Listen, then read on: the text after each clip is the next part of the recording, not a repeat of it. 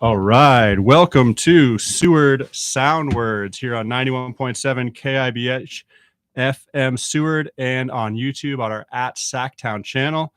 Local writers, Alaskan writers doing their work live on the air. We are celebrating the Seward Poetry Festival, and we have the featured poet here right now with us to share work with you and talk, Don Rearden. Don, thank you so much for coming to Seward. Oh, thank you for having me. I'm excited to be here and excited to share some work. And yeah, what a great thing that's happening here in Seward. Honored to be a part of this. Thank you. And next to me also, we have Shauna Pataki, who has done the giant lift over the last couple of years and this year for Poetry Month to start a Seward Poetry Festival. And she's got a full menu of events that have been going on. We're building to the big weekend now here with Don. So Shauna's going to tell you about what she's got going on for the festival. Yeah, thanks so much, Sean, for having us here. And Seward Poetry Festival, it's a program of the Seward Arts Council and supported by the Seward Community Foundation. So grateful to be able to bring so many amazing people together, the writers of Seward, so many businesses, and to be able to support having a featured poet actually come to town for our event. So really, really exciting. Definitely want to thank all of our supporters. So, of course, the Seward Community Foundation, the Friends of the Library, 49 Writers, Cirque Press, Rasmussen Foundation, and Alaska State Council for the Arts, who's supporting your workshop tomorrow. So if you'd like to come out for a poetry workshop, that'll be facilitated by Don, really special event, and grateful to have that. We also have amazing businesses who have provided space for us to do some of our activities.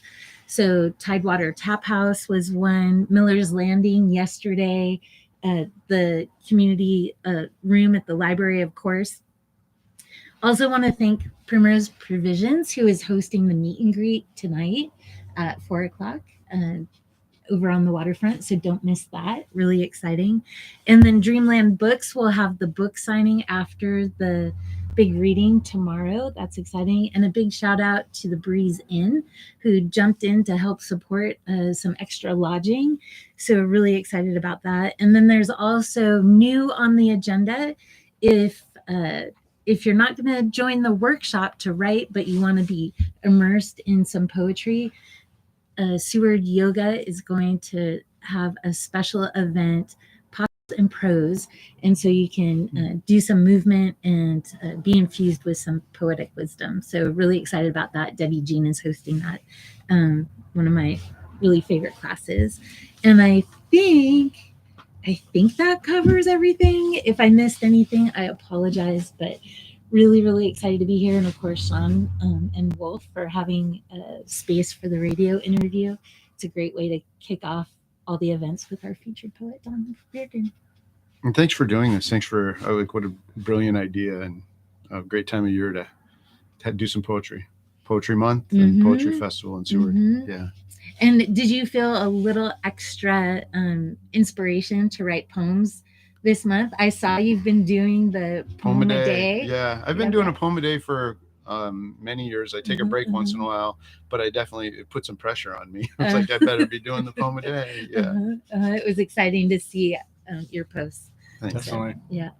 Well, thanks for having us, Sean. Thank you, Shauna. Yeah, thanks for sharing all that. I mean, I would just add, this is such a Seward thing of an individual having an idea, putting in a ton of work, and then the community coming in to support you. All these organizations and businesses. This is possible in Seward, and we're celebrating. So thank you. And the goal, long-term goal, yes, is to have this become the Poetry Festival for Alaska. Oh, so nice. we've got some work to do, but we have a lot of momentum, and a lot of the literary event organizers across the state are starting to jump in. So if we can all hold that vision, maybe this can become a big poetry hub for the state. Yeah. Building it. Way to put it out there. I like that. All right. Well, I will do an intro for Don quick for those of you who maybe aren't familiar with his work. Don Rearden is an award-winning Alaskan poet, novelist, screenwriter whose work is deeply rooted in the landscapes and cultures of the far north. Raised on the tundra of Southwest Alaska, his experience with the Yupik community profoundly influenced his storytelling. Rearden's acclaimed novel, The Raven's Gift, a post-apocalyptic thriller set in rural Alaska, was named a notable book by the Washington Post. He also authored the poetry collection Without a Paddle, reflecting his deep connection to Alaska's environment and people. Currently, Rearden teaches writing at the University of Alaska, Anchorage. Don, thank you. Thanks for the intro. Keep that copy. It's like a hard one to get. I might run off with it myself. This book, that edition. Oh, yeah. Nice. Yeah. Sweet. Yeah, I love the shape. Yeah, it feels it's a good. hard one, really hard one to find. Okay. Good to know. Yeah. All right. Thanks for having me. I'm excited to share some poems. I'm going to share a wide variety of poems. Hopefully, some that are funny and some that are sad and some that make you want to hear it again. Yeah, I don't know. We'll see. We'll see where it goes. I got a broad sampling. I'm going to start with the title poem from this collection, Without a Paddle, and I'll talk a little bit more about it later. This is some of these poems are just based on real events in my life, and this is something that happened when I was a kid. Without a paddle. The motor spluttered a lifetime away from the village. John lifted the gas tank into the blue sky with one swift jerk. Empty. No current to carry us home across the shallow lakes, down the winding river. No wind to blow away the growing fog of buzzing vampires. The 14 feet of aluminum boat carried only the following: one 8th grade white boy in hip boots, one 10th grade Yupik bird hunting machine, 2 shotguns, several dead ducks, one empty red gas tank, one silver anchor with yellow rope. Missing gas or radio. We knew this much. No one would look for us. No one would worry about us until several hours after dark, and that was a month away. We also knew this much. We had to save ourselves or get lucky and hope for other hunters. We didn't get lucky. I stuffed my Remington barrel first into my hip boot and began to paddle.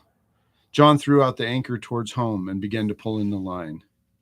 The shotgun paddle didn't work. I removed the outboard engine cover and scooped, singing, "Row, row the boat." Progress came an arm length, an anchor throw at a time. Hungry and thirsty, we stopped and devoured tundra blackberries, drank the murky water. Throw, pull, paddle, paddle, pull, throw. The sun circled the Arctic and threatened to return home, still not even on the watery horizon. Our stomachs ached, but we laughed, told stories. We would finally get home, mosquito-bitten and tired, and would never forget to check the fuel. Or how an anchor is nothing until it is everything. Nice. Yeah, that's a true story based on a little event was like early hunting survival experience, and I learned a lot. I learned a lot that day. You guys had to improvise with that anchor. Like the anchor goes from the thing that keeps you stuck there to getting you to safety. Something. I would have never thought to do that. No. That was all John's kind of ingenuity. I think part of my learning experience as a kid is just learning that mindsets work in different ways, and a lot of what I've learned growing up on the YK Delta is just that I could maybe think one way and my friends will think another, and I'll learn from them. And that's been kind of a fun experience for me, is to always have friends sort of bring a new perspective to me. Here's another one. I'm going to share kind of some from when I was a kid and these influential moments that still I reflect on. I use poetry to sort of help me understand that. And this is about another friend that I met when I was in the village. And this is called The Shaman Girl. In 8th grade, I met a shaman. This girl possessed the power of kindness. My magical friend transformed me, changed the skin others saw, so I was no longer different, strange. Decades later, when I felt scared again, she knew. The shaman sent me raven skin, then salmon skin.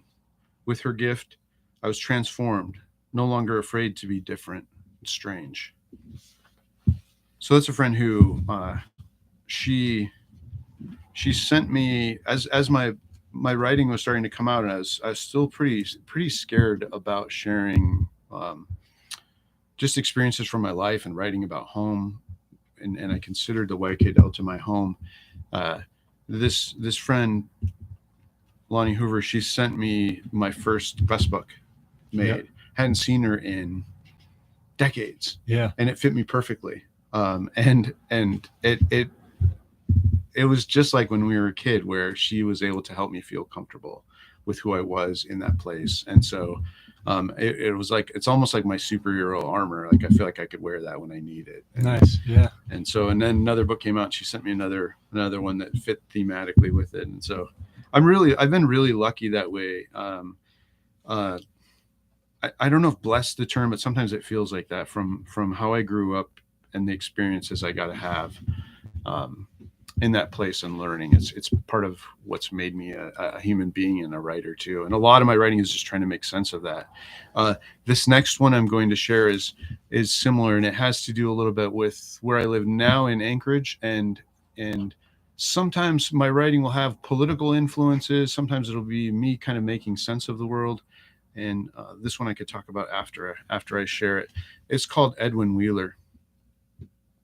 The Edwin I knew stole bikes in Bethel, rode them to rust in the tundra dust, then stacked frames, rims, seats, and flattened tire tubes in a sepulchre pile beside the plywood box shanty that was his home. My dad, his probation officer, called him the runner, and that is what he did. When people began to wrap chains around their cycles, he ran booze for bootleggers, dope for dealers. Edwin moved to Anchorage like many of us, and I hope before he died, homeless, alone, he snatched at least one hillside ride, maybe a sweet Cannondale, tricked out, full suspension, hydraulic disc brakes, a ding-ding bell. I hope they let Edwin into heaven so he can ride the hell out of the gold-paved streets behind the pearly gates. Nice. I love the nonfiction to your poetry. You know, this is where you do your life, you know, in some ways. Like sometimes with poems, I would have this question like, oh, I like the way those words are hidden. Like, is that them? Is that their story? Is that a persona? So to also get, you know, your stories, like these are stories, They're you stories. know, like there's, yeah. It's direct. There's no wonder. You can really just connect. Yeah, I think in that way, I have friends who are like real poets. I kind of like hedge on them. I'm a poet because it's more of storytelling, a lot of it. Yeah. And also I think I'm afraid to actually write some of it in essay form. And so I hide a lot of stuff either in fiction or maybe in poetry, or I try to use poetry to figure it out. Yeah. I like that. Like you found this way to, you know, yes, here's Without a Paddle, the book for everyone to read, but these poems mean something to you in that sit to organize your life. And that one needs to get down, you know, and just right there, that's done. And then the book becomes an extra thing. Yeah. That's how I don't do much poetry either, but that's when I like to do it. It's that, you know, and just something that's hard to express, but I can mess around a little bit and kind of, all right, now I have that item. I can understand that part of my life a little better. Yeah. It's useful for us. It's useful. And it's funny. Like, I feel like I'm a pretty brave person. Like I can go, you know, in terms of the Alaskan wilderness, I can get out there and I'm not afraid to do that stuff. And then I could never journal or diary, right? Like I can't do that, but then I can put it in a poem. Yeah. And I feel okay. I feel okay doing it. It's again, it's almost like that, like the class book that I was given, like it's a protection. It's a protected barrier. Nice. Here's another one that again, kind of same era. I spent a lot of time, I guess, making sense of some of my life. This one's called Sleepover with a Seal. I slept beside a seal once, me on a worn couch, a thin blanket covering, the seal still frozen, 100-mile journey by sled, from a breath hole in the ice to the painted gray plywood floor of a house on the tundra. 8th grade with my mind on girls and basketball, my parents away, and our apartment in the school haunted.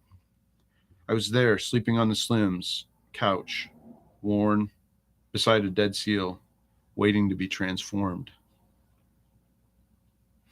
I guess there in that last line, you know, I'm thinking about how the way the way sort of life sort of works, right? Like here's the seal just kind of waiting to thaw, and not the seal's not waiting a thaw, but everyone's waiting for it to then work on it, right? And they're going to Yeah. transform it into food, and the whole entire thing's going to be used.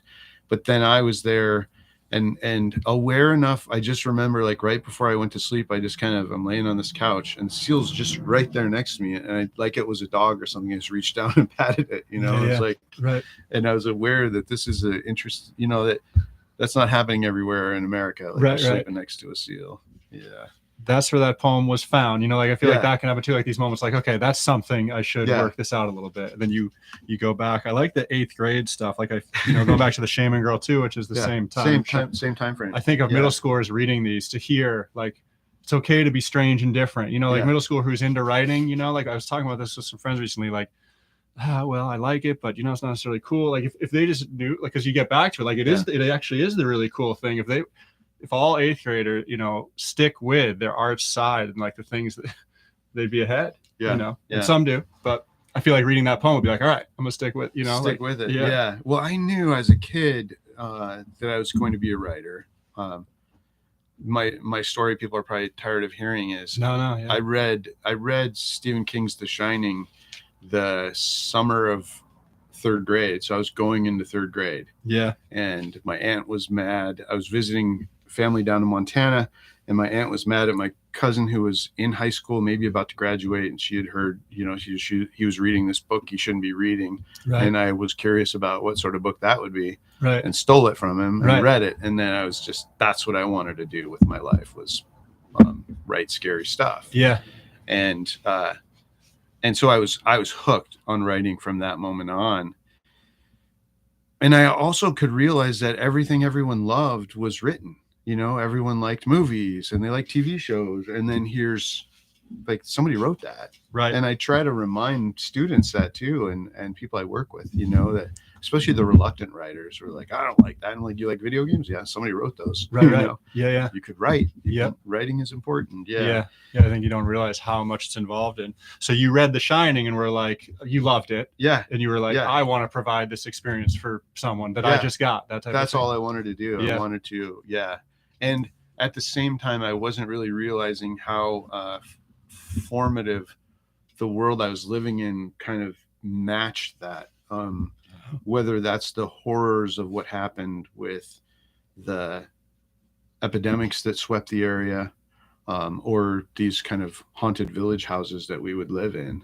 And, you know, it's one thing when you're kids and you're like, oh, that house down on the corner is haunted, you know, in the neighborhood. And it's another thing when the people in the village, or the adults in the village, are like, the house you're living in is haunted, right? You know, and your friends can't sleep over at night because right. the parents are like, you're not sleeping over there. Yeah. And in that instance where I'm sleeping next to the seal, that was the case. Like my parents were gone. I spent one night alone in that school. And when my friends' parents heard that my parents were gone, they're like, you need to stay with us. And I was like, I'll be fine. And I spent one night alone, and I like, okay, I'm going to stay. Yeah. And that's, you know, the place was haunted. Yeah. And as a kid, you don't need to wonder, is it? It's certified. It's certified. Yeah. You have adults telling you that, right? And then yeah. that just sort of matched the Stephen King world. Yeah. And so that's kind of a lucky, find there. I mean, Stephen King, his books are around, but at that time, you know, here you are as a little kid reading a big book, you know, that too kind of gives you the confidence. That's a cool moment. It's the magical mindset. And even that, you know, not really supposed to read it. That's the one I want. You know, that's such a kid thing. Like, yeah. All right. Well, Stephen King, let's let him go. You know, it's good. That's cool.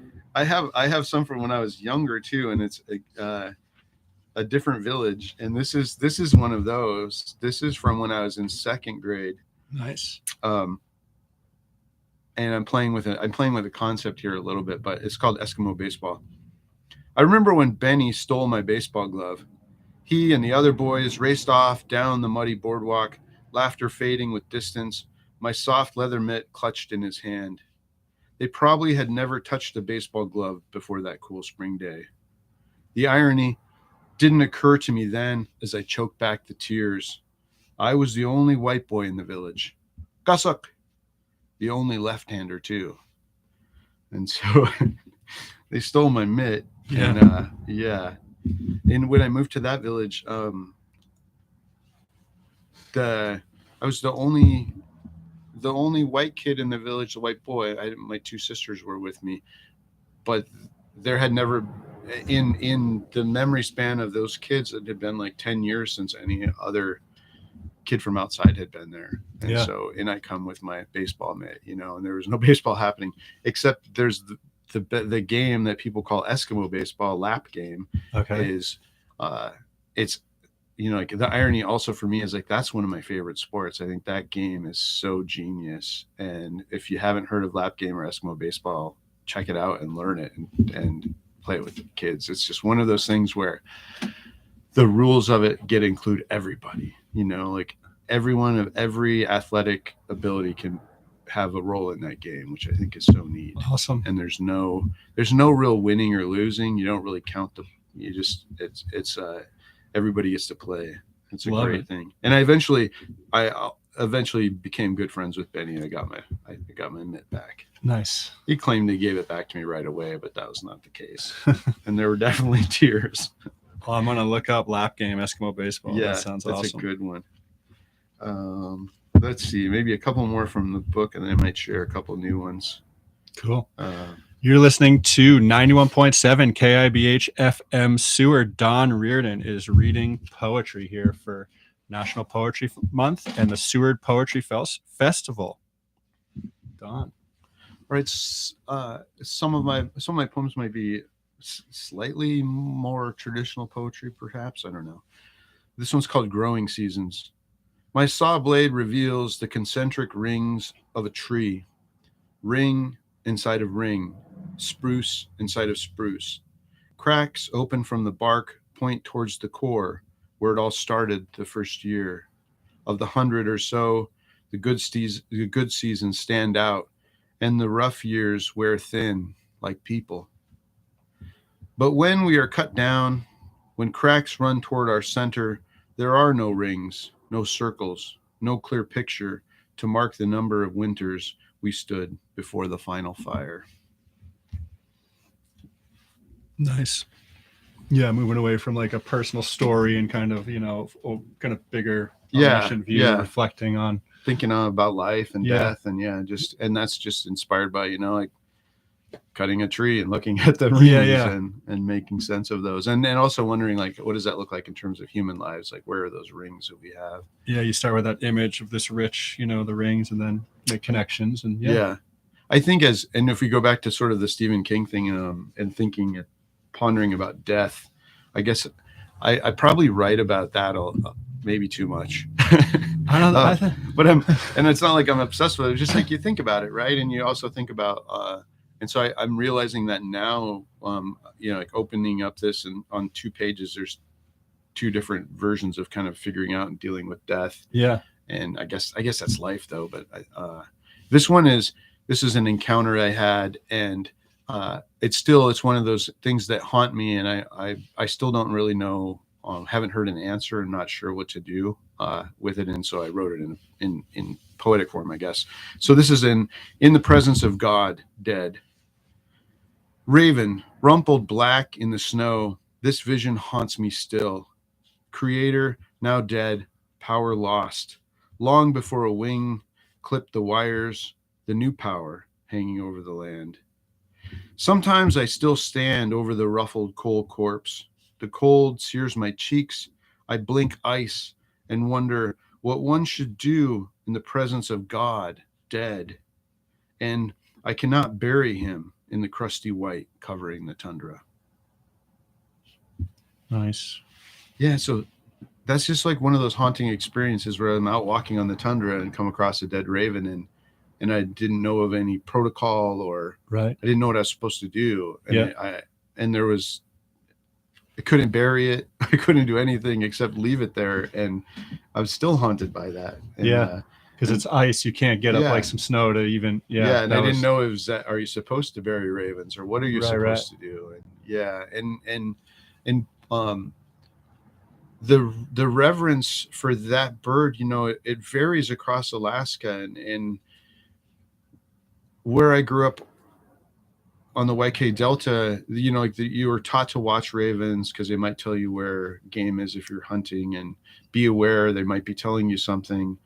But colonization had really stripped away the reverence for the bird in the way that it used to have there. And so it wasn't like anyone was taught protocol of what to do, or that I'd ever heard anything like that. Yeah. I still should probably search out like what it is in case it ever happens again. Yeah, or just continue the quest of, because Raven is creator. Yeah. So that's and even out there, it was like traditionally the stories go way back, but it's hard to even find those. They were lost. Yeah. Yeah. Yeah. It wasn't like I grew up hearing that Raven was creator or anything like that. That was all research from later on in life. Yeah. That's a good one. I mean, they're all good, but I like that. Making that connection to God, a reader could come across like, oh, Raven. That's why it has that kind of mysticism or this power. Okay. Yeah. Learn a little more. Speaking of kind of images that haunt, I guess this is where my poetry bleeds into kind of the political realm. And I had this image in my mind that I couldn't escape for the longest time. And then it finally came to me, and this is the poem. And of the poems I think I've written, this is the one I don't know. For me, this one's one of the most powerful or most important ones, however that works out. And it's called Blueberry Blue. A white styrofoam cup filled to the rim with tundra blueberries, just picked. The skin of each a light soft blue, and just beneath the surface a deeper blue, a darkness. Not unlike the bruises often found on the very Alaskan women who pick these sweet berries, their numbers like the contents in the cup beyond count. And our leaders argue over oil, focused only on filling the pipeline with the darkness needed to manufacture the cup, and they continue to ignore the contents.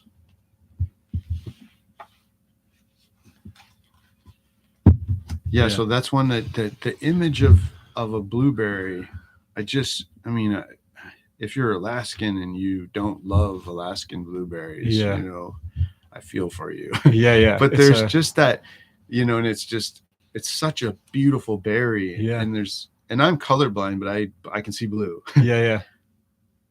But I just couldn't get rid of like that image in my mind. And then one day when it finally hit me, I was in tears when I was writing that one. And there are times when I read it out loud, I'm like, or I'm worried. I'm like, I don't know if I'm going to get through this one. Yeah. But that's good. Yeah. I mean, that's power. I mean, you flip. The blueberry is such a joyful thing to do. Pick berries, it's just this positive image, and you take it, to that darkness. And that one really works so well. Thanks. And it's so important. I mean, the importance of berries. Yeah. The contents in the cup beyond count, like just keeping those right close, that comparison. Yeah. Thanks. This one, so when I do Poetry Month and I choose a poem, I write a poem a day and I just share them. I don't, like the editing is just on the fly and I hit send and that's what it is for the day. Yeah. And sometimes it amazes me where the reach that some of them have and the different funny things that have happened. And one of the funny things that happened with this one, and this is radio, but we don't have the chance to do this, but people can imagine this. Yeah. A friend said, "Can I put this on the radio?" And I was like, "Yeah, sure." And so they were picking it up in Bethel to play it on the radio there, which I love Alaskan Public Radio, love the magic that happens there. And so he played it on the radio. He didn't tell me he was going to play music to it. So he played music to it. And so if you want to, take a quick second and pull out your phone and put circus music on or something in the background, have some circus music on this, and you'll get what this is. Nice. This is Seal Oil Salesman.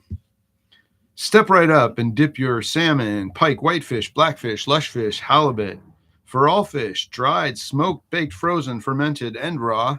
Ingest for stomach ache, constipation, diarrhea, body aches, cold, flu, and general malaise. For Eskimo ice cream, whip with a splash of boiling water. Crisco, whip with your bare hand, add sugar, salmon berries, blueberries, and crow. Rub on frostbite, burns, sore joints, cheeks, lips, wounds. Used for waterproofing, lubrication, softening, heat, light, and warmth. Does not emit carbon, pollute, cause wars, does not ruin beaches, rivers, lakes, oceans, does not cause cancer, greed, avarice, does not require pipelines, drilling, or corruption. Step right up. Nice. So a little circus music there. And Yeah. And that was just kind of pondering that idea of you grow up with seal oil, and it's just this. It's everything. It's That's what I magical. hear, You use yeah. it for and when it's good, it's good. And then just that idea of Alaska again, like, you know, we're so reliant on traditionally we're so reliant on this one oil, and now we've kind of become so reliant on this other, and one is good and one's not so good for us. Yeah. And that form works so well because you know, it's like an ad and you're kind of being a bit absurd to make this satirical comment. Yeah. It's fun. And I think, you know, you reading it helps, but I think even someone coming to this poem would read it just like that. You know, like, come and get it. This is for sale. And then you flip. And then add circus music. Right. We need that. Yeah. Yeah. Hopefully listeners can queue up. This is another one that came to me while flying home, coming from, and I've lived in Anchorage now. It's kind of funny. I've lived in Anchorage 20 some years now, but when I go back to the YK Delta, I feel like I'm going home. Mm-hmm.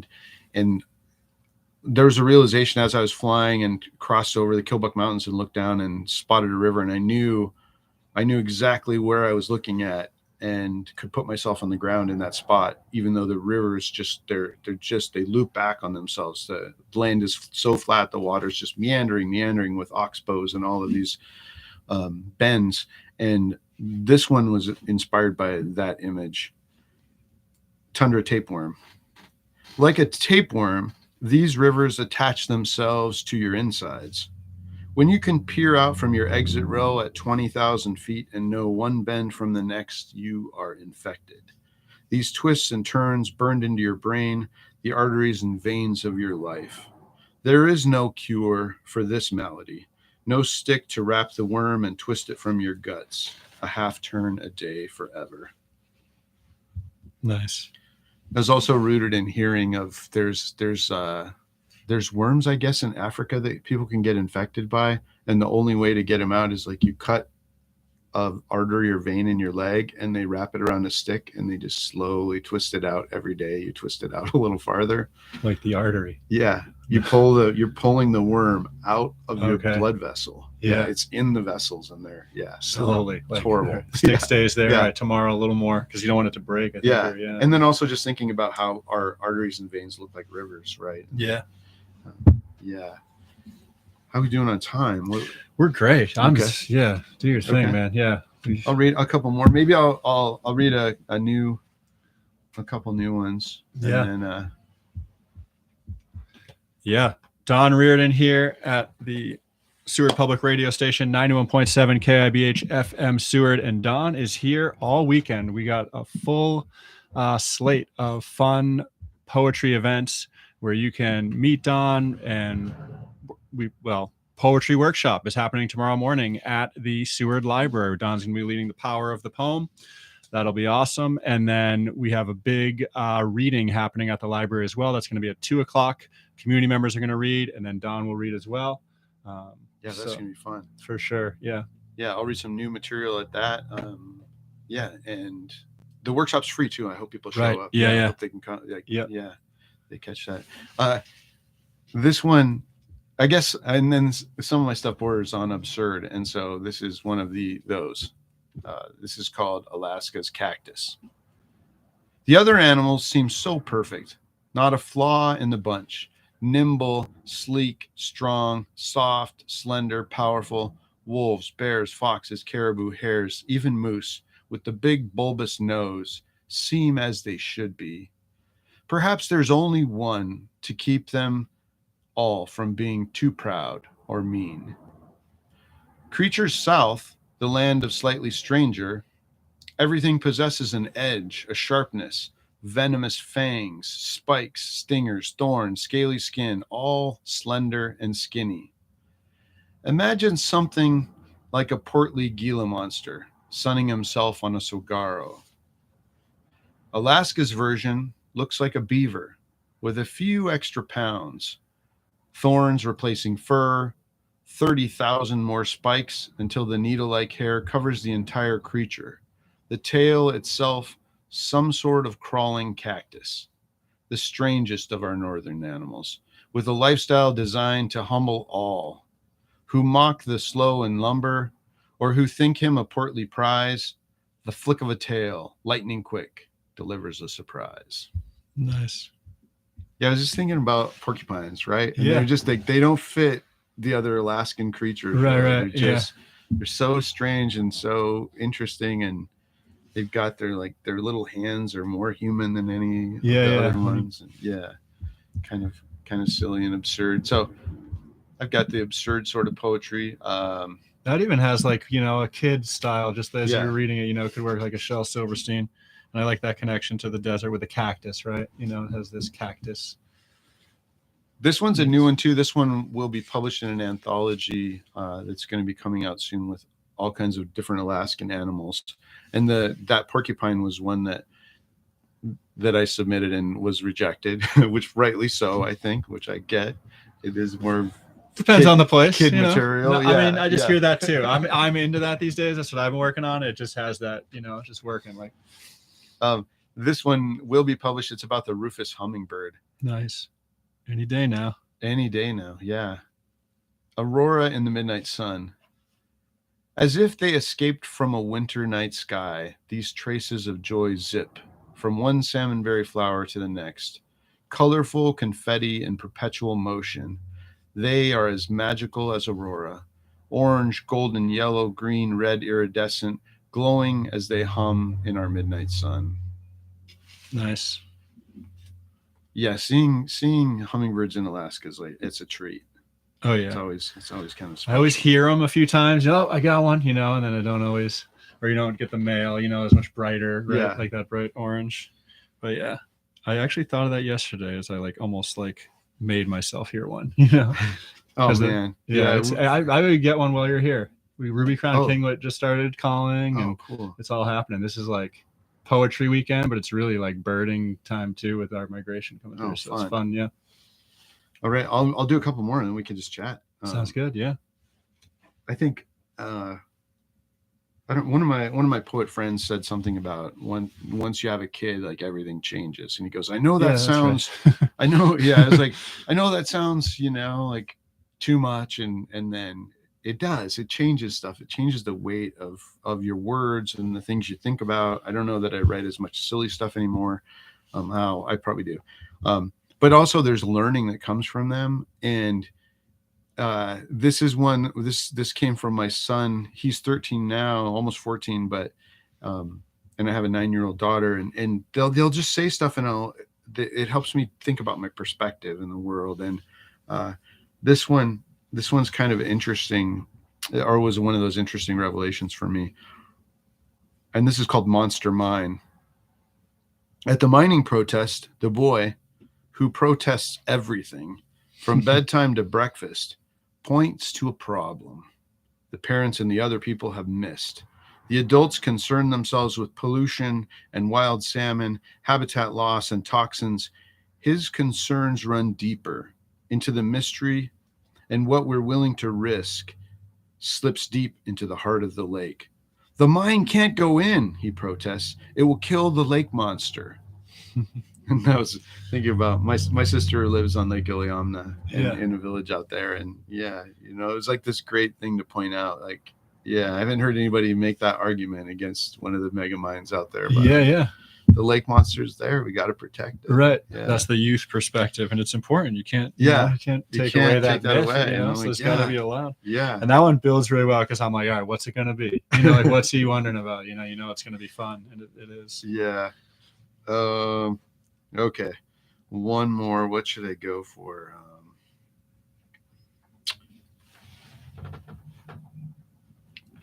I can go for, let's see. I don't know about going for absurd. I'm going to skip the absurd again.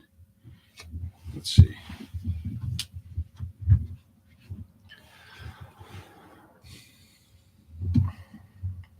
All right. I forget we're on radio, so I can't shouldn't be no dead air, right? That's all right. I almost hopped in there, but I kind of like it sometimes, you know. Sometimes it will go dead, and we want people to be, oh, is it? Yeah, stay with us. Here we go. Yeah. Oh, they're still there. They'll We got a be camera. excited. Yeah, you know? I got a camera, so I was like, okay, Yeah. all right.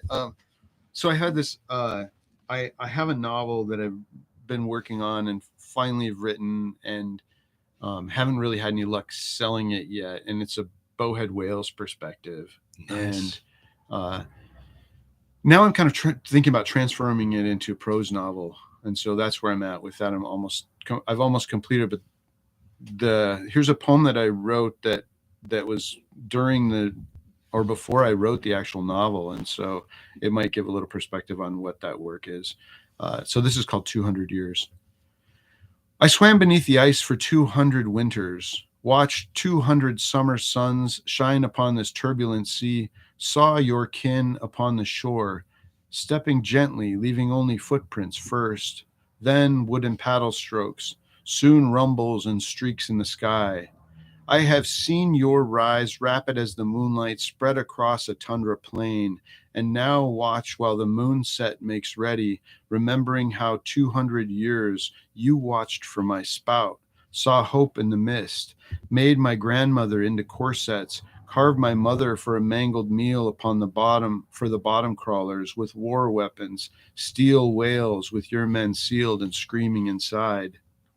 Some of your kind believe we wield the ability to hear those thoughts in your head. Your actions are already gale force. Only if you listened long enough at the ocean's edge, everything would crystallize clear, and 200 years you would bear witness from the sea. Nice. So that's kind of the idea of what a whale would have witnessed here for 200 years in Alaska, and the meteoric rise of humanity, Right. and the World War coming through here, and the last shots of the Civil War were in Alaska, and just all this stuff people don't really know. Yeah. And then also just that perspective of the indigenous perspective, that the animals know what we're thinking, and what if this is a creature that's smarter than us and can take all that in and then teach us a lesson, or teach us how to come back to ourselves. I love that. So that's the POV. Yeah, for that's the book, POV novel, for the book. Yeah, So you get just yeah. lots of that. It's the whale telling his story, yeah, and telling us a story that we can hopefully learn from. Yeah, Nice. yeah. Do you get other animals' perspectives? Because now you're in this world, like other whales, other. There's essentially, like, the whale can tell us what go into some other perspectives. Yeah. Okay. Yeah. It kind of keeps it whale and human, but there are a few little interjections. Yeah. Uh-huh. Yeah. I love that setup. Yeah. Thanks. That's great. Thanks. Yeah. It was a great project. I had a lot of fun doing it. Yeah. Whether I want to figure out a way to share it. That's the part of publishing that's probably the most frustrating. Yeah. So it's great to get to share with an audience anything you have. Yeah. Yeah. Did you have examples of books? I imagine native authors writing stories from animals' perspectives that you kind of went to, or I sort of avoided that. Yeah. Sometimes, right? Yeah, You don't wanna... I tried really hard to kind of avoid, and people were like, "You got to read this, you got to read that." And right. Like, when I'm writing a novel, I want it to be all coming from my head. And yeah, I hear that. And as soon as it took me years until the whale just kind of started talking to me, and I feel like I was just recording it. Yeah, nice. Which was kind of fun. That's the zone you want to be in. I wanted to be in like, that here zone. we go. All right. Yeah. I'd done all the research, the historical research, and I went to the whaling museums and went to New Bedford, and stood on a old like the whaling boats, the Nantucket, it was at Mystic Port or something. They have a restored whale boat, and so I saw the industrial whaling part of it, and so all of that's a part of the story for sure, but a lot of it is just thinking about Alaska and the history of it from the waterline view of it. Yeah, I think of the compliment to Lily, forget if I get her name, Tisrolik. What a compliment to, when your book's out, to have those two together, that's just like a 1-2 double feature. It's been fun. We've done readings together, and I would read some of that, and then she would read hers. Yeah, what a really show. Fun. That's great. Yeah, I love her work. Awesome. I'm thinking of this book, Martin, that has a Martin's perspective. Oh, I've heard about that. Yeah. I mean, maybe you're not looking to read, but it was a fun read. Guy from Portland area, who really has like some Alaska type stuff. Another great book, that kind of reminded me of Seward. I'll probably be able to think of it in a little bit, but that's a nice one. Yeah, I mean, taking that stories from animals' perspectives, we get that in kids' stories, a lot, and it's effective. So to take it to, literature, I think could be really fun. I just love kind of even seeing like how are you describing what the whale sees, what it feels, what's important. And I think that idea of like, time, everything moving so fast. Let's go to the whale's perspective. Now you think even faster, even crazier, even, like this, the change it's seen 200 years, these last 10 years, or maybe as much as like the 100, like as far as things just not getting better, speeding up and deteriorating. And just hearing it from the ocean too, right? They were the last of the whales. I mean, the perspective I was using there is the sound and thinking about, what they were hearing from afar, right? The other whales being slaughtered around the planet, because really the industrial whaling fleet, Alaska was kind of the last place that they came to, and it was the last of the whales. Really, like there's still like small little pods of sperm whales and everything else, but they had emptied the sea essentially. And so it was that's kind of the perspective that I'm playing with there. Well, the previous novel is one I'm familiar with. Maybe you want to talk about Ravensgift a little bit? Sure, I got this great edition here. I love talking about this. That. Is how I, learned of your work. And then I recognize a couple of those poems because this will connect well. 49 writers during COVID, they started doing Zoom like author shows. And you were, I think, the first one. And I caught that show and I was like, I loved it. I recognize that salesman one. I remember you mentioning like Marcus Allen in a poem, and I'm a sports fan. I was like, everything, even your poetry, it's for me. I really liked it. Oh, thanks. But I love this book as well.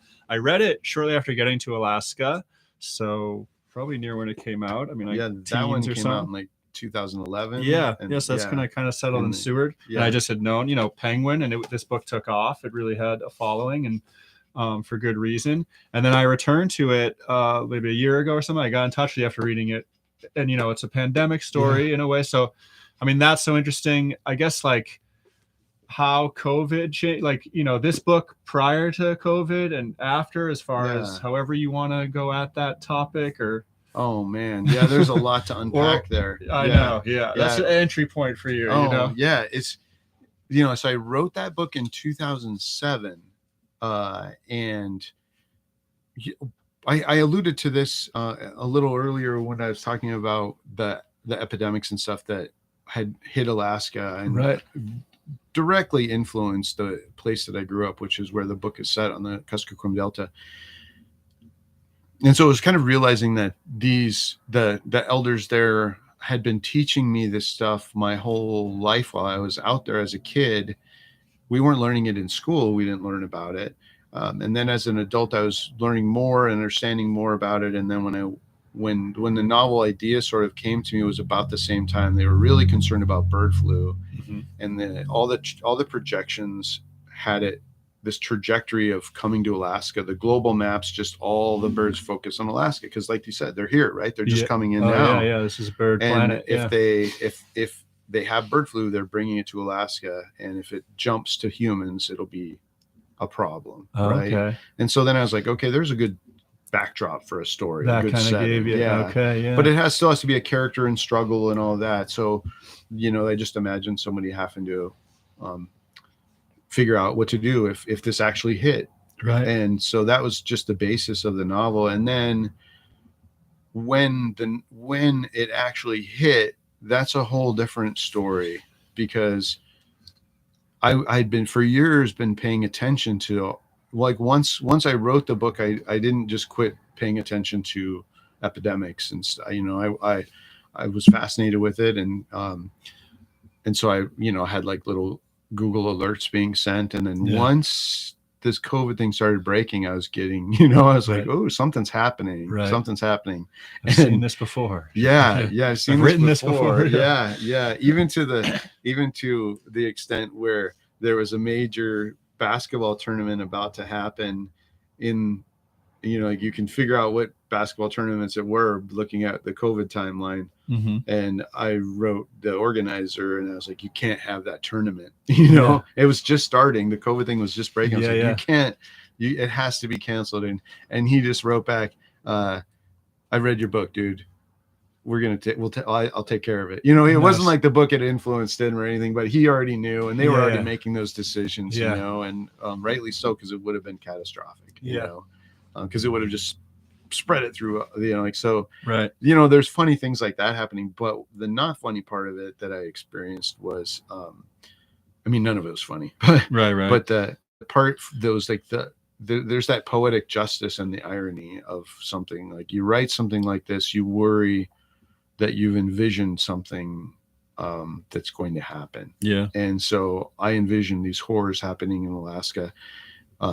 And what maybe I didn't appreciate or hadn't learned enough, like a lot of that story is a lot of learning for me. Like I wrote something and I didn't know what I'd bitten off. Yeah. And I valued so highly all this knowledge I gained as a kid. What I didn't think about was that the knowledge was still there. And those villages knew how to deal with it. They dealt with it better than the rest of the country did in a lot of ways. You know, getting vaccinated, took it seriously, shut the villages down, stayed safe. You know, in a lot of instances. There was still loss. I lost a couple of elders that, you know, taught me stuff that I'll value for the rest of my life. Early on, before the vaccination could roll out and save lives. So that was powerful. But then at the same time, my wife became sick, not with COVID, but she was diagnosed with cancer.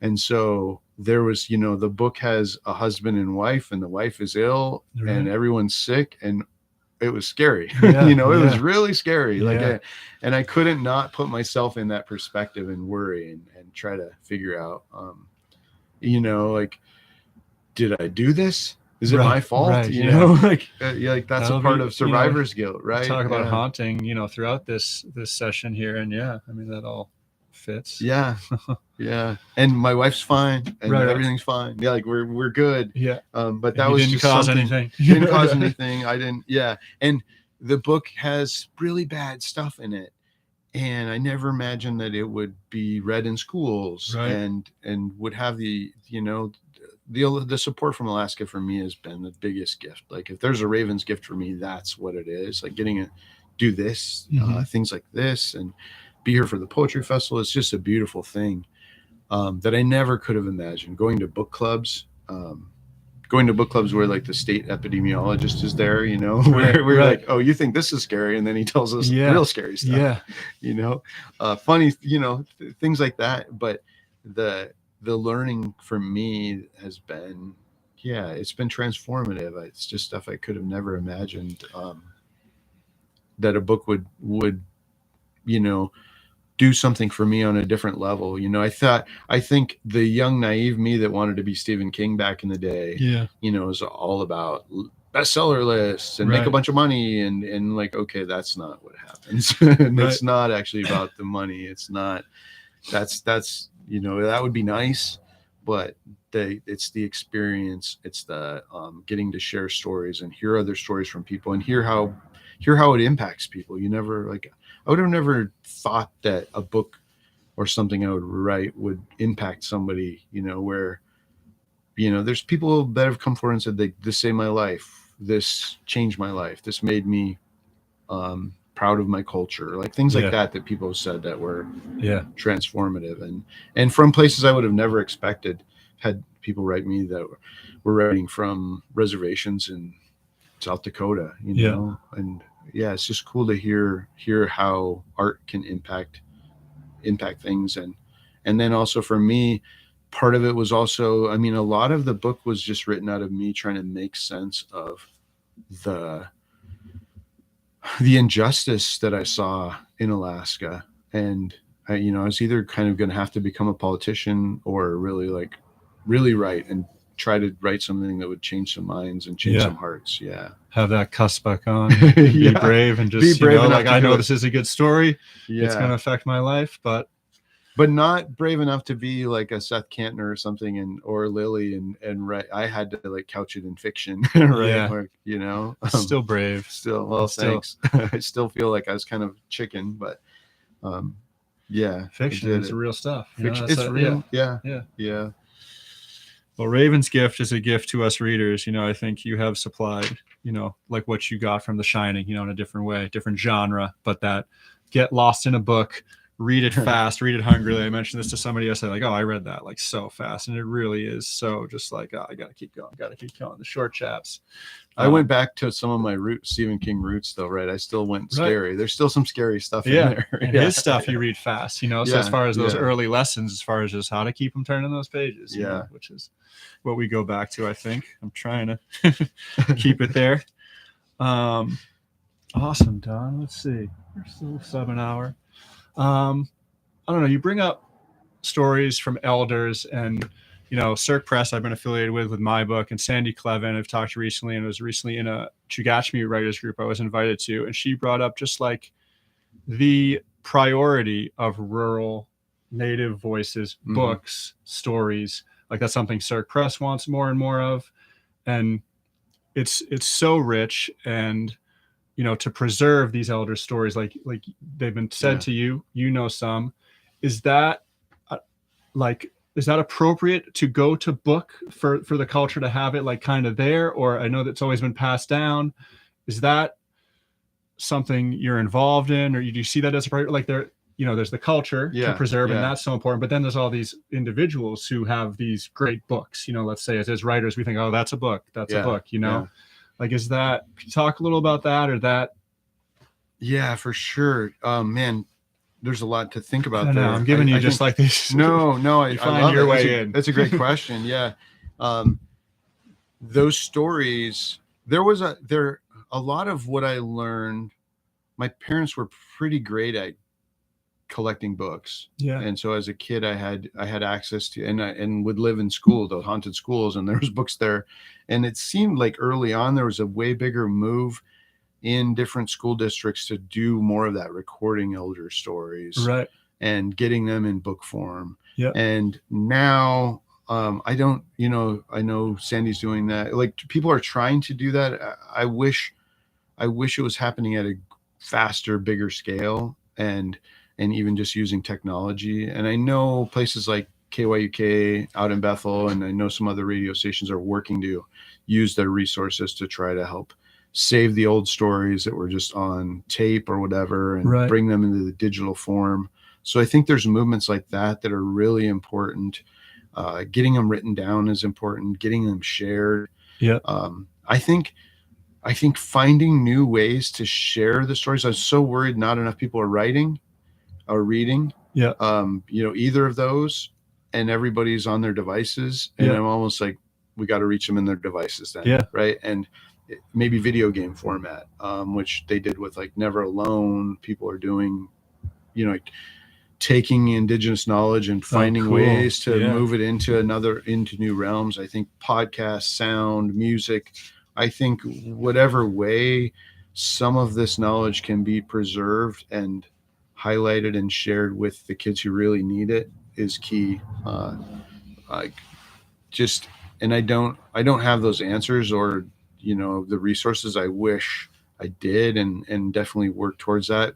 My job, I think, that I felt is to help anyone who comes to me from those communities and is wanting to write, is to help them. Yep. And help push their voices forward and encourage them and give them all that I can. Lily Tizrolik, at one of my very first book signings, she came and she was almost too shy to come talk to me, and she finally did. And she just said, someday I want to write a book. And I was like, I just wanted to like hug her and grab her. And I was like, yes, at the time I didn't know anyone who was writing from out in those areas. Yeah. And then, when she came to me and she said, I wrote a book, and I was like, yes. Yeah. And then here it is, and so trying to support and encourage that as much as possible. Right. And then it was so cool to be at a book signing with her, and I'm signing with her, and I hear a young girl comes up to her from Southwest Alaska and is getting her book signed by Lily. And she's like, someday I want to write a book too. And I was like, yeah, it almost made me cry. There's the next Lily, that's exactly what has to happen. I think that's the best answer. But the idea of the knowledge of elders and their stories there are people who are doing amazing things out in the area where I grew up. Alice Rearden, no relationship to me. Working with Ann Finnip Rearden, also no relationship to me. All these Reardens out there. Alice is Yupik from the area, anthropologist and writer, and she's doing killer work saving the stories out there. Nice. If she could just be funded only to do that, that's what should happen. People like her. So that's happening, and I don't know if it's happening through the rest of the state. It really needs to. Right. And it would be a cool, like we talk about all this fun, like projects for kids to do that wouldn't require a lot of money. We all have amazing devices to record and transcribe, and kids could be doing that, and they should be, and being encouraged to do it. Yeah, I think that audio, because having their voice as well, is right there. And then if that goes to text, but I think, people are listening more these days. So there, it's preserved. We got that interview. Yeah. We did a cool project at the Seward L last year, biographies, where 4th and 5th graders are writing biographies. We had elders through Katuchik and then some older, senior citizens in Seward. And so we just brought them into the school, helped set up to have recordings, and the kids kind of prepared some questions. I had some, interviews from before they could check on, and it was just an awesome experience. And what I saw was the elders enjoyed, and the seniors enjoyed it as much as the kids, just to be like, all right, they have this attentive group, of the youth, and just kind of being in the school. And we're like, this is something right here, and we should really pick up on that as far as just these regular, how about just get these two generations together more often, and kind of, hey, we do this every month, come and talk. Oh, she's coming again, and record them. Yeah. Because I think because I think of those elder stories, certainly precious, but then as the younger generations now have those, they become kind of something, I could listen to it again, or I've heard that story, they keep it. I mean, that makes you a writer in a way, or a creator, because you're building from these stories that are valuable and that are your cultures, and now you add your voice. It's harder to start from scratch or with less, but if you already have all that writing and all those stories those are yours, and now you can add the modern version or what you think about it. Yeah, and learn from it, and then learn the importance of your own story too. Right. My sister, my youngest sister, Beth Hill, is an artist and works with Bristol Bay. She's in the school districts there, Lake and Penn, and out in that area. And she did a really cool project. There's an app called Elder Stories. Oh, nice. And it was just it. She just recorded their stories and then did an artwork. And that's the cover of Without a Paddle, is one of those elders telling her story. Awesome. And that's free, and a good example of that, how that's working in Alaska. There are people doing it. Yeah. I think if it's how to share it and get that news out too is important. Yeah. And that can be a real tool and advantage. I always kind of look at the sharing as it's not good. I do like checking out authors, and creators Instagram, seeing you put a poem a day. It's I can go check out a new poem. He just wrote this today, because those poems are start to finish. You publish them that day. Yeah. I cheat once in a while where it's oh, I got to do two today. There's a poem I haven't shared yet. I'm going to do that one. Right. Yeah. This one needs but I don't a little cheat more very often on it. Yeah. And the poem a day thing, it's really, I would highly encourage people to try it. Yeah. Even if you're not a poet, just it's one of those things where what it forces you to do is appreciate the day a little bit more and look at it from a different perspective. And I'm going through the day and I'm looking for moments of beauty, or I'm going through the day and I'm feel something, and there was something there, and it just makes you pay attention in a little different way. And even if it's just being a poet for one month, you try it. And it just feels good. I think you sleep better at night. Yeah. And then, it's an April thing for you and a lot of poets, and a lot, are there a lot of poems you were reading, from the book that you generated in April? This is a time where you really produce. And even if you just get that in your system, I think, you write some poems, you're not a poet, but it's April. I'm going to do it. These deals are important. I'm trying to read through my novel and rewrite it and spend a transition. I'm not going to get into it, but I just all right, I'm reading a chapter a day. I'll stick to it. It's felt great. Just to be all right, I know I'm doing it. That's the work. And I'm getting more familiar with the book. So writers, I think we need those deals. But so you make this deal, you do poems, maybe even just this last week of April, I'll do it. Okay. I'll make that deal too. Because I like all this. But then as you get to May, I'll do a couple more. But even getting in this process of even if you just think, okay, what's my poem for today? What Mhm. could be a poem? Maybe you don't write it, but you've made that jump to this mindset of like finding out the things that, Yeah. that are energized, that are worth sharing, that are worth you thinking about a little bit. And that's just going to be a healthy mind practice. Yeah. And you'll probably even is. write it down, because once you start thinking, it's like, all right, well, there's the line, and Yeah. that's And good. then I think that's an answer too for people that you're like, well, I have this novel that I want to do, but they don't ever do it. It's Right. just like, I have this marathon I want to run, but I Right. don't ever do it. Well, you have to put one foot in front of the other and just Yeah. start doing it. Start moving forward a little bit. Yeah. Sentence at a time. Yep. Couple more sentences, paragraph, Yep. and just a little bit here and there. It builds up. And that's what's cool about like doing Poetry Month is by the end, you've got 28 poems that you didn't have. Yep. And you wouldn't have. Yeah. Yeah. And it's just a good exercise to do. And it's always surprising. A couple good ones will come out of it. For sure. Yeah. Yeah. I really love, you went to Mexico recently, and I really love those. Like, I've been to Mexico. I mean, they were all great. Do you want to close? Or would you want to do that? Yeah. I would build on what you said too, because, I didn't know that is right. Like, you think like, right, Stephen King, all right. Yeah. He's not doing a little bit. He is doing a lot a day. He seems to get on these long writings, but I think what we both do, and a lot of writers, is just a little bit a day, a half hour, you sneak it in, you're just moving it forward. Sometimes you don't even write, but you just thought about it. You got one idea. Like literally one idea for this project today. Yeah. And that makes us feel good. That's all you people need. Understood. Yeah. And it does add up, so that's kind of a secret to know, and the sooner you know it, of just like, because now the next day you wake up and it's changed from yesterday because you've budged it, and you're going to think about it differently. And then of course these breaks come where you're like, oh, today's going pretty good. I'll just stay here. I'm getting some words down. Locked in, because you've gotten yourself like an athlete in shape to get hot. Yeah, you're thinking about it. You're on it. Your antenna's up. Yeah, let's see. Oh, okay, I'm going the wrong direction. So one from Mexico.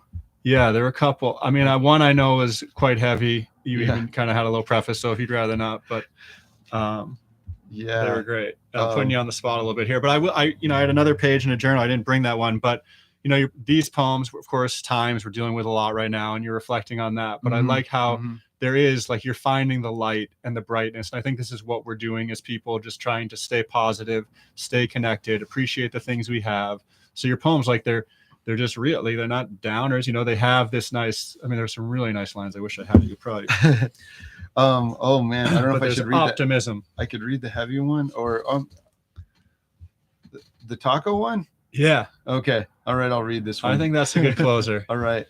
You can think about it for a sec. Well, let me ask you this. Is there, because we'll wrap up, we can kind of do a cold close with this poem. Okay. So is there anything else you want to touch on, or anything? I want to get the events in one more time too. Yeah. Get the events in, but just thank you for having me. And what a cool thing. I thought a lot about like how great it would be to do kind of a podcast or something like you're doing here. And it's so fun to get to do one Alaska style. And yeah. You should. Yeah. It's fun. Like, it definitely gives me, all right, a little slow week writing, but I sat down with somebody, and it's tons of writers. It's just fun to talk, and it's fun. You get something just fresh that you don't even know what it's going to be, and it'd be hard to beat this though. This is so authentic. So Alaskan, it is, like but this little Alaskan cabin. Right. Yeah. I feel like you could, or even just the sound, like they fill in. You bring in the circus music, like you have that stuff ready. Yeah. Well, I want to say thank you so much. Yeah. Don. Thank you. Great to meet you. Thank you so much for doing the show. Big deal. And the Seward Poetry Festival is here. It's happening. We got a big weekend coming. So this is Friday. In a couple hours, Don will be at Primrose Provisions for a very informal, I want to say, meet and greet. So come on down. Great place to hang out and shop and enjoy that seaside deck. And then tomorrow at the Seward Community Library, Don is teaching a free poetry workshop. So come on down, and you will get some poetry tricks and probably a poem out of that, and just an uplifting experience. And then shortly after, we will have a community reading at the library as well. That starts at 2, and Don will be headlining that. And then, book signing at the new Dreamland Books and Yarn shop, which is a beautiful bookstore. That'll just be a great atmosphere to have you in as well. Yeah, it's going to be really fun. So thanks again to Shauna Pataki for her hard work and for coming on. And for Seward for hosting. Yeah, so cool. Yeah, have a great time here, man. I think. Thanks, I will. It's a good time to be here. All right, here we go. Okay. Whew, all right. The official language. We're the only gringos at Tacos Roy, but that's okay. I can't say I noticed we felt welcome, always have, in Mexico after 20 plus years of travel there. A waiter waves the three of us inside to sit, small worn table, handed menus, our pale faces flushed red with embarrassment at our toddler level Spanish. We point and pick at the menu. Scenes from mariachi concerts blare on YouTube videos. Crystal clear music from a giant flat screen on the yellow wall. Surround sound speakers. Unrivaled ambiance for the dinner to come. 28 pesos for each tortilla wrapped masterpiece of arrachera, bistec, pastor con queso. A dream come true. Mid delicious meal, the music stops. You could have heard the taco drops. There on the enormous screen, video with American flags waving, and President Donald Trump walking past staircases, then up staircases.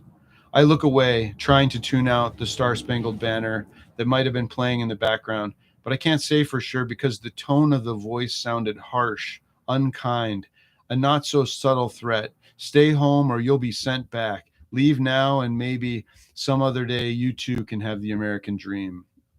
President Donald Trump is making America safe again, the voice declares. I tried to tune out the rest, wanted to crawl inside my remaining taco and hide beneath the pastor. I felt ashamed, embarrassed, angry, and this profound sense of sadness too. Sad my young daughter had to hear something so awful, so unabashedly un-American. Then I realized this is America now, indignant, insular, and just ignorant enough to pay for propaganda advertising in a Spanish-speaking country, in the wrong language, in language used the wrong way, as weapons. We ordered flan for dessert, smooth, decadent, a sweet, soothing solve. It didn't matter that we were the only gringos in Tacos Roy. I could only hope the only tongues who spoke English. The three of us still felt welcomed, all of us sharing a love for what should be the real official language, tacos. Thank you. Thanks, Don.